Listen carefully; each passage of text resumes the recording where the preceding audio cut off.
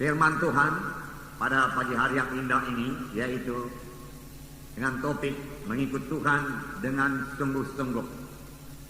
Dan ini memang satu keharusan bagi setiap anak-anak Tuhan. Tidak ada dalam firman Tuhan yang mengizinkan kita mengikut Tuhan dengan separuh hati.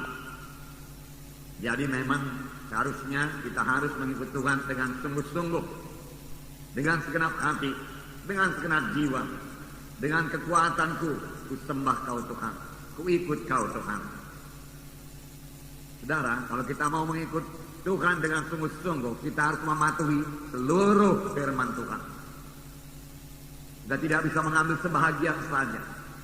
Apa yang kita suka kita ambil, kita terima. Apa yang kita senangi kita terima, kita pakai. Tetapi apa yang tidak kita senangi kita tinggalkan. Firman Tuhan adalah makanan rohani bagi kita. Tetapi bukan sebagaimana makanan badani, saudaraku, yang sudah pernah kita lihat, saudaraku, dalam pesta-pesta di mana satu meja panjang disediakan. Dan di atas meja panjang itu disediakan banyak makanan. Lalu kita pun datang dan memeriksa semua makanan itu. Lalu kita ambil makanan apa yang kita sukai. Lalu kita tinggalkan makanan apa yang kita tidak sukai. Saudaraku, bukan demikian dengan firman Tuhan. Kita harus menerima seluruh firman Tuhan. Apakah itu merupakan teguran kepada kita, larangan kepada kita, perintah kepada kita terima semua. Dan kita laksanakan dengan baik firman Tuhan tersebut, saudaraku. Saudara yang kekasih dalam nama Yesus, barulah kita boleh menerima janji-janji Tuhan. Nah, ada 4 perkara, saudaraku, dalam firman Tuhan yang harus kita perhatikan dan patuhi sungguh-sungguh. 4 perkara. Yang pertama, saudaraku, yaitu janji-janji Tuhan, janji-janji Allah. Alkitab berisi banyak janji-janji Tuhan. Kalau Coyonggi berkata sekitar 33.000 janji Tuhan. Ada hamba Tuhan yang lain berkata hanya 7.000 atau 9.000 janji Tuhan. Puji Tuhan, walau 7.000, walau 9.000 itu cukup banyak. Apalagi kalau 33.000, itu membuat saya bersuka cita. Dan saudara bersuka cita tentunya dengan janji-janji Tuhan yang begini banyak. Puji Tuhan, buat kita bersuka cita. Tetapi firman Tuhan bukan hanya berisi janji-janji Tuhan saja. Firman Tuhan juga berisi perintah-perintah Tuhan yang harus kita laksanakan, harus kita patuhi. Perintah-perintah Tuhan. Kalau firman Tuhan berkata lakukan ini, kita harus melakukannya. Berbuat begini, kita harus berbuat. Karena itu perintah Tuhan. Kemudian ada lagi larangan-larangan Tuhan. Jadi saya dilarang menyembah berhala. Ya, itu harus kita patuhi. Ya. Dilarang mencuri, harus kita patuhi. Firman Tuhan berkata, jangan kamu mencuri, jangan menyembah berhala. Dan banyak larangan-larangan yang harus kita patuhi. Yang keempat, saudaraku, yaitu peringatan-peringatan Allah. Peringatan-peringatan Allah juga perlu kita perhatikan dan kita patuhi.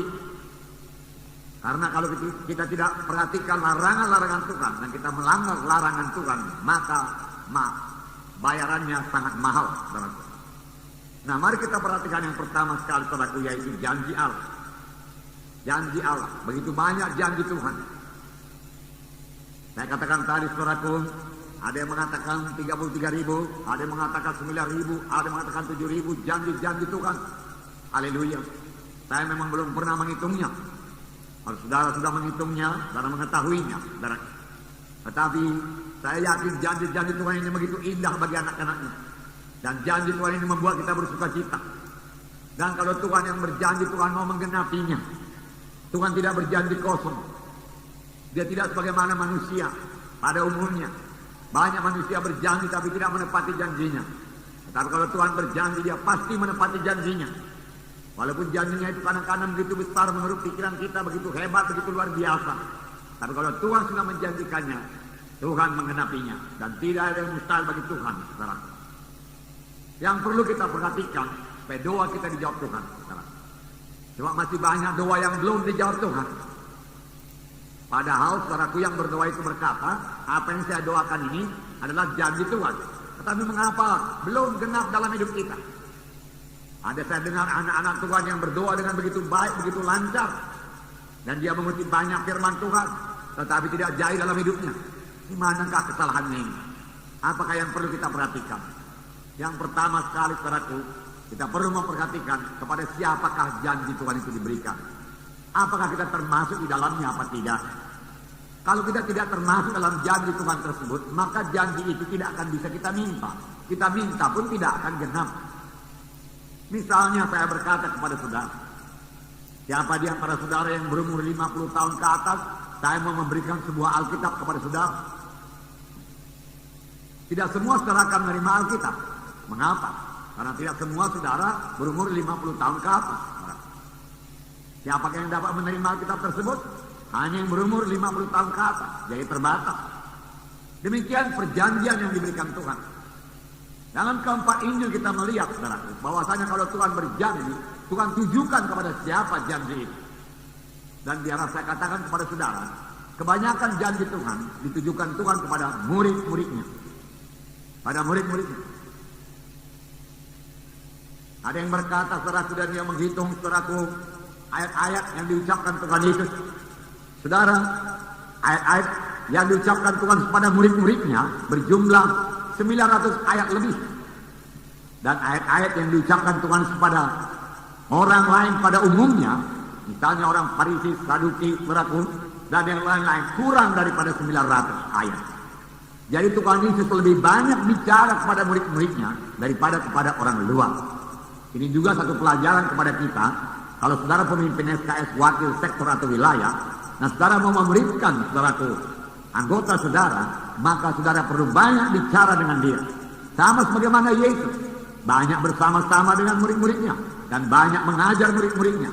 Bahkan Tuhan lebih banyak bicara kepada murid-muridnya daripada kepada orang luar. Tidak heran semua murid-muridnya jadi berhasil berarti menyampaikan maksud Tuhan dalam hidupnya. Demikian juga kita. Kalau kita mau memuridkan orang lain, kita harus, saudaraku, memberi banyak waktu kita, saudaraku, kepada murid kita tersebut, saudaraku. Dan banyak berbicara kepada mereka, saudaraku. Nah, ini adalah sistem magang, saudaraku, yang sudah kita pelajari. Haleluya, saudaraku. Nah, saudaraku yang kasih dalam nama Yesus, kepada siapakah janji Tuhan tersebut? Perlu kita perhatikan. Kalau memang kepada saudara, maka janji Tuhan itu akan genap bagi saudara. Saya katakan tadi Tuhan Yesus banyak bicara kepada murid-muridnya. Siapakah murid Yesus? Cara berkata, Tuhan Yesus memilih 12 murid. Betul. Tetapi sampai sekarang ini masih banyak murid-murid Tuhan Yesus. Apakah kita semua murid? Seharusnya kita semua menjadi murid. Karena perintah Tuhan berkata, kabarkan Injil, jadikanlah sekalian bangsa muridku. Tujuannya yaitu menjadi murid. Tujuannya bukan sekedar selamat saja. Tujuannya bukan sekedar keberkatan saja. Tujuannya bukan sekedar sembuh saja. Tujuannya bukan sekedar jadi orang Kristen saja.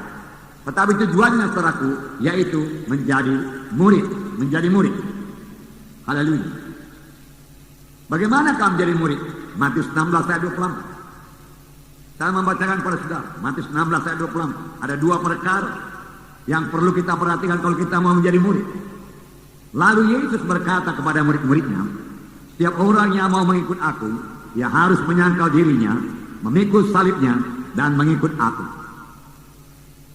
Saudara, di sini ada dua perkara, yaitu menyangkal diri dan memikul salib. Menyangkal diri dan memikul salib.